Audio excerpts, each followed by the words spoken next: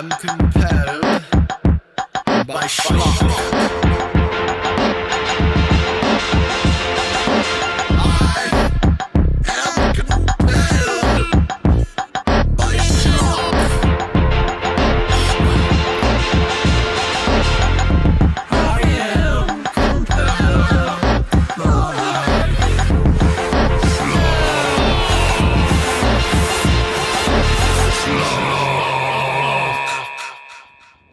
Well, where's the schlock? I am your host, Darby Ellis Lewis Wilson. This is my good buddy, Chris Anonymous, and we are talking about the food industry tonight with an awesome movie called The Stuff. Chris, have you seen The Stuff before? I had not seen The Stuff before. No. Me neither. This was I've new always stuff. heard about it. Yeah, always I heard about The Stuff. And yeah. I heard The Stuff is good. I've heard The Stuff is amazing. Look, I live in a materialistic world, so I love stuff. I love stuff. So this movie, kind of jumping right in. We don't really know how this episode's going to go because we don't have a lot to say, but usually when we don't have a lot to say, we wind up having a ton to say. So right. We're going to see how this goes. This movie came out in 1985. It cost $1.7 million to make. When it was released, the word is that it had favorable reviews. Unfortunately, on its release week, a storm, I think a hurricane hit New York City. And so the people that would have like initially come and seen the movie and give like the nationwide reviews or something like that weren't able to see it. So it had a bad box office draw in its first week. And so it just kind of tanked. If I had a nickel every time a bad box office was blamed on a hurricane. Right. I mean, yeah, there's got to be a hurricane going on somewhere, right? Right. Let's just blame it on the wind. Why did your movie do so bad? Hurricane. So, and they think that perhaps another reason this movie didn't fare so well at the box office. I didn't get any box office information on it. I'd really be interested to know. But they say that it was marketed very weird, just in that it was marketed as a straight up horror film. And I mean, if you look at the picture behind me, yeah, I mean, that looks pretty horror, but this is more of a horror. There's something fun about the title though, right? I mean, it's called The Stuff, so it's hard to take it. It's hard to walk in there like kind of tongue in cheek. Yeah, that's the word. Yeah, that's the words. So it's clearly like a horror comedy satire, but it is a weird movie. It is an odd movie, and so I'm actually really surprised that it did get initially good reviews, not because it's a bad movie, but because it's just a strange movie. It's an odd taste. Yeah, this is some strange stuff. You know, there's a thing that this movie promotes that you can never have enough of the stuff. Mm-hmm. So, I think you should stay tuned to the end of the episode to find out if that's true or not. Can you have enough of the stuff? We're going to find out.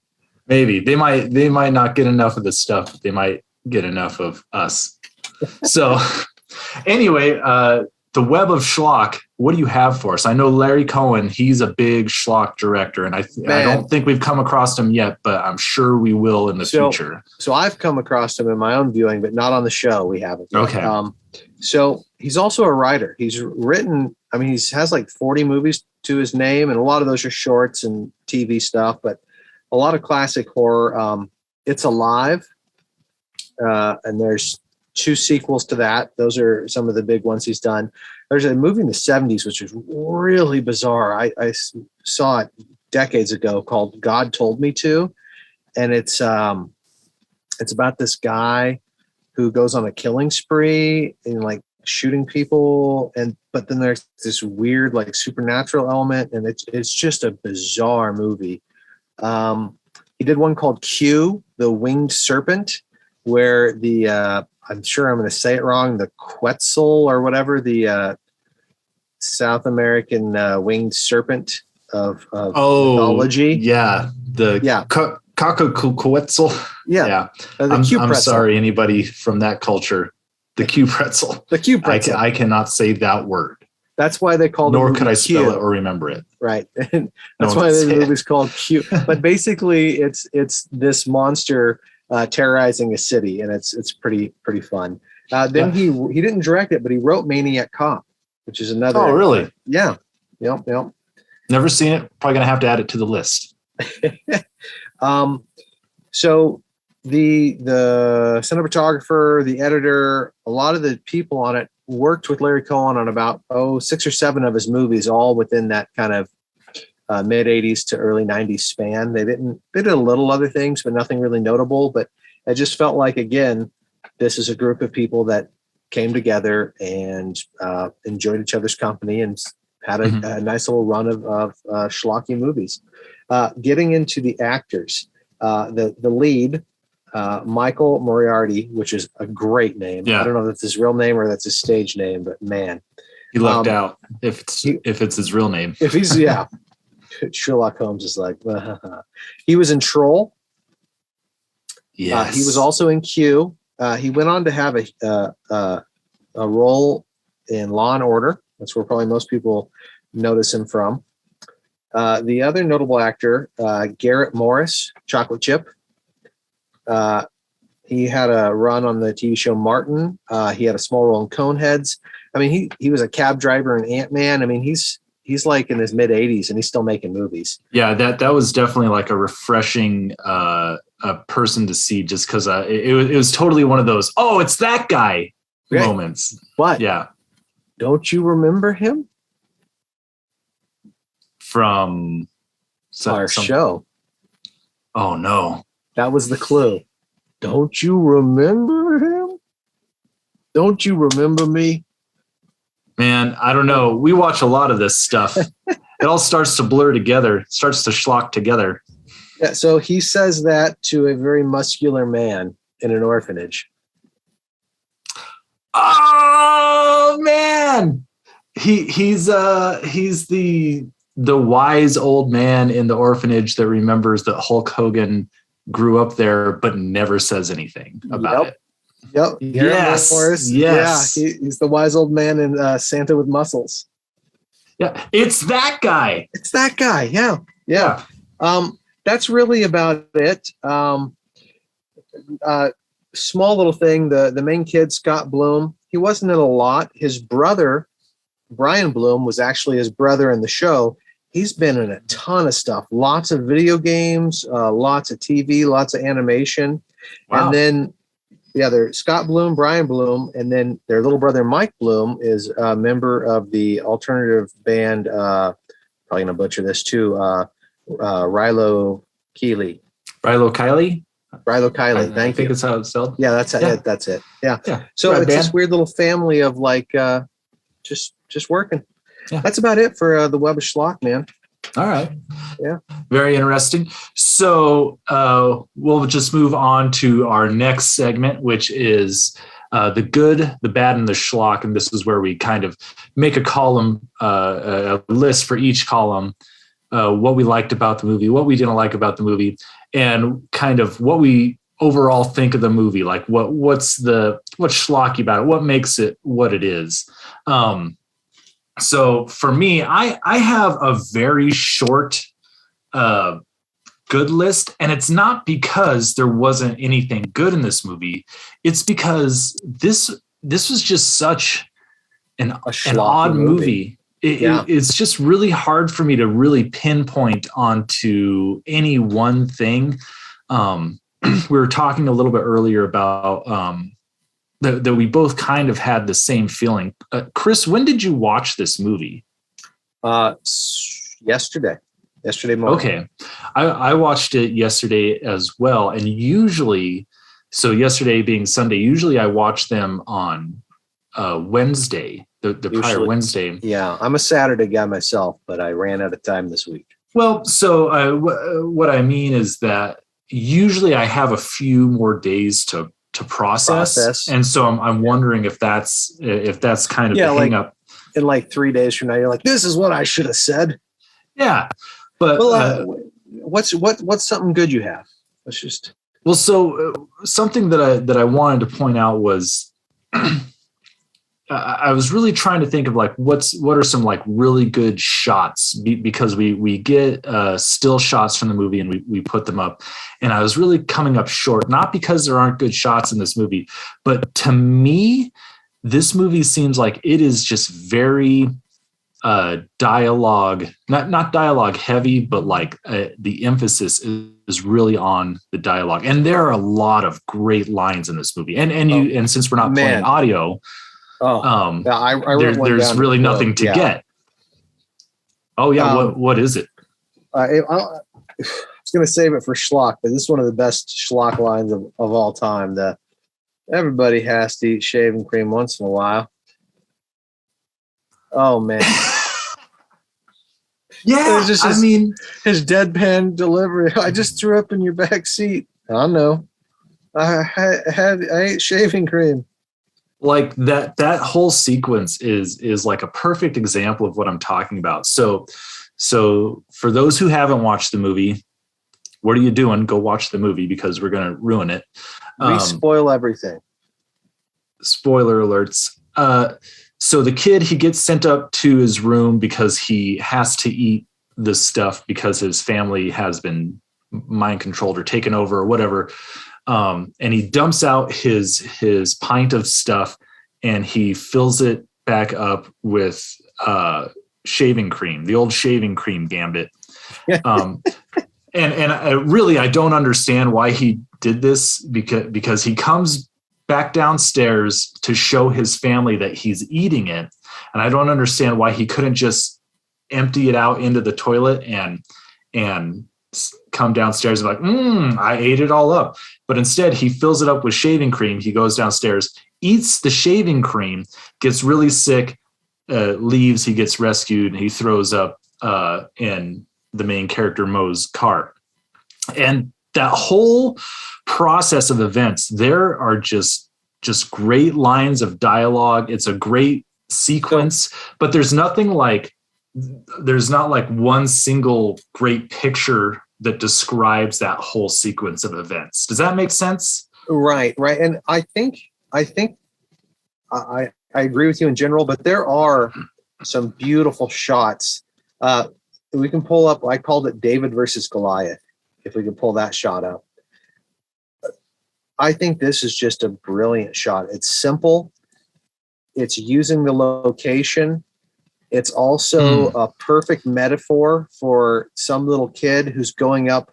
This place he knows is going to be where the stuff is at. It's obviously dark, ominous, the colors, everything about it screams, this is the bad place. Right. And it's huge. It takes up the whole frame. And then you have over here this little kid, right? This little splotch of color. Yeah. Yeah. And it's this perfect little metaphor for at least this character's role in the movie. And it's just, and it only lasts, a split second, and then it's gone. And it's just, right. I think there's lots of little moments like this. Another one, taxis and machine guns, I called it. Yeah, I did love the shot. I was giggling through this whole sequence. There's something so amazing about this because only a director with a vision could have this shot. It's so choreographed. Like everyone has the machine gun out in the exact same way. Everything's lined up perfectly. And it's just such a schlocky image that totally is a metaphor for how fun and silly the movie is. Right. This tells you everything you need to know about the movie. And how many movies do you have a row of yellow taxis with these army guys with it's just a perfect shot. Well, it's like the bizarre version of a military movie where you see all the Humvees or something going down the road. Yeah. But this is so wacky that they're out of taxis. And then at the end of that sequence, he gets out of the taxi they're all out of the taxis, and the militia leader, he's like, and make sure you tip them 10%, and I need paper receipts. And that is something that got me. like that. Yeah, and I want to talk about that character in the Schlock section. He's an interesting thing. I'm going to say my one good thing. Everything else good I have goes into Schlock. My one good thing, Mo Rutherford. Man, I love this character. Yeah.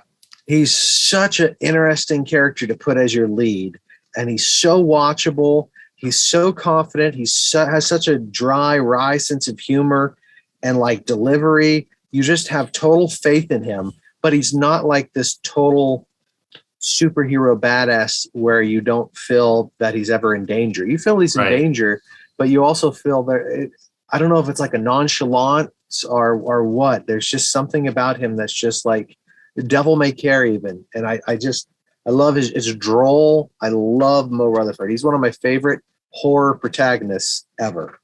Yeah. He should have been in this stuff part 2. He should have been. What do you got for good? Well, so, and this is my last one, and it'll be kind of I think a good transition into bad, because I called this the dynamic duo, the dynamic duo, Mo Rutherford and Chocolate Chip Charlie. Man, this shot right here, this scene where they're in the store and the store clerk has excused himself because he's going to go throw up the stuff or whatever. And they're talking about like, okay, what are we going to do? He's like, I think I need to I'd like to get an x-ray on him. And just this shot here where they are going back and forth, man, I enjoyed this scene way more than I should have. I loved it. And I was so upset that this is it for the buddy comedy. And that's it. That is probably in my bad column. Most of my bads, they're kind of like nitpicking and hair splitting. But to me, this is a solid bad that it basically ended after the scene. They get to the diner and then they part ways, and then we don't get to see it. Like, I would have much rather seen them together than the PR lady. Right. What do you call it? I liked her character too, though, because that was a strange, and again, just how Mo gets her and like just walks in and like he's just so perfect. But yeah, so here's my bad that kind of piggybacks off of your bad there. It feels like a longer movie. And what I've read about it is that it actually was a longer movie, and that they got test screenings back, and that the people who produced the movie, the production company, put up the money. They wanted it to be more of a straight horror movie, and it was too long. And so there's lots of romance scenes cut out. There's lots of other beats with other characters. Apparently a lot of there's a longer, more sophisticated cut. And I think it came out just last year. I think the extended what I read cut they found it last year. I don't know if it's out yet or not. Oh, yeah. I guess that's what I read also. They found it. I don't know if it's released, but I would absolutely watch it. And it totally feels like it just drops storylines and picks them back up. And that's definitely a problem. Now, I don't know if the other version of the movie was better or worse, but I think there was more Chocolate Chip Charlie. I just do. And, it fell away. They got cut out. And there's a part of me. So this is in my bad, and I took it back out, and then I ultimately put it back in because for all of the things that it seems like they dropped, I feel like either they had a 4-hour movie or maybe they actually did just drop the ball in some places. And so that's why I decided to ultimately put it back in. To me, it felt like they were writing the movie as they went. Yeah. And I mean, this isn't necessarily bad. I'll save it for it. It'll be a good transition into Schlock. But here's my other two bads. They just left the kid on the airplane. Yeah. Like it's fine to leave him on the airplane because they're like, keep him from safety. But then they just go to the motel room. He ran away. Right. They don't know that he's not still sleeping on the plane, on the airplane. But right. I do know, and this is a line of dialogue that I miss. I know I miss it. Mo tells them what to do with the kid once he wakes up from sleeping. And I can't remember if that's and I don't leave him alone or take him somewhere. I don't remember, but he does tell him. He does tell him what to do with the kid. Okay, so but it does seem odd that like, they're never like, what about the kid? Like he goes and saves the kid, which is total happenstance that he shows up at the right time, but that's fine. Right. And then like if you take a kid, you gotta take ownership. But maybe he did say something and I just missed it. But I had a problem with that. Yeah. And then I don't believe. Here's my big problem. I don't believe that people addicted to the stuff would A, believe, or B, react, or 3, A, B, 3, destroy the stuff because of a radio broadcast of people saying, this stuff's bad. A radio broadcast from and I didn't really understand the militia character. He was in the army, but maybe dishonorably discharged or something, or he's a politician. I didn't quite catch exactly what he is, but he's talking about how like so many people don't like him, probably because he's apparently really racist. And we'll have to get into so that. Why? And paranoid so why would people even believe him? Right. And we even have a shot of the woman who is the kind of PR person saying, and then they believed it because as an audience, we don't and believe the it. end. Right.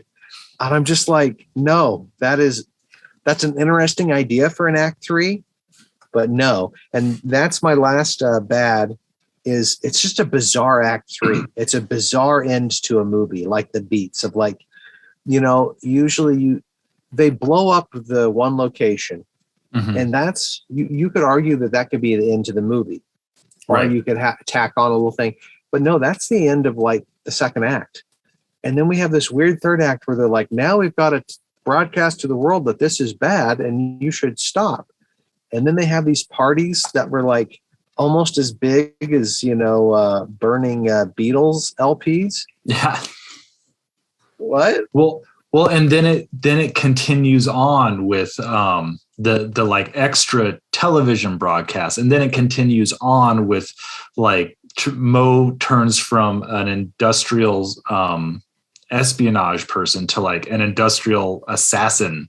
Which let's pull that picture up because that would have been a great last shot of the film. It's not quite the last shot, but it's so strange. Which shot is that? It's the one that you have where Mr. Burns' office. Mr. Burns' office. Yeah, I just labeled it that because I think maybe this inspired Mr. Burns' office. I'm not sure. It is you totally see the polar Mr. bear Burns' office, and it's two people forcing two other people to commit suicide by eating enough stuff that it takes over their body. And it opens with like, I think that's still murder. Here. Yeah, it's probably still murder. Yeah.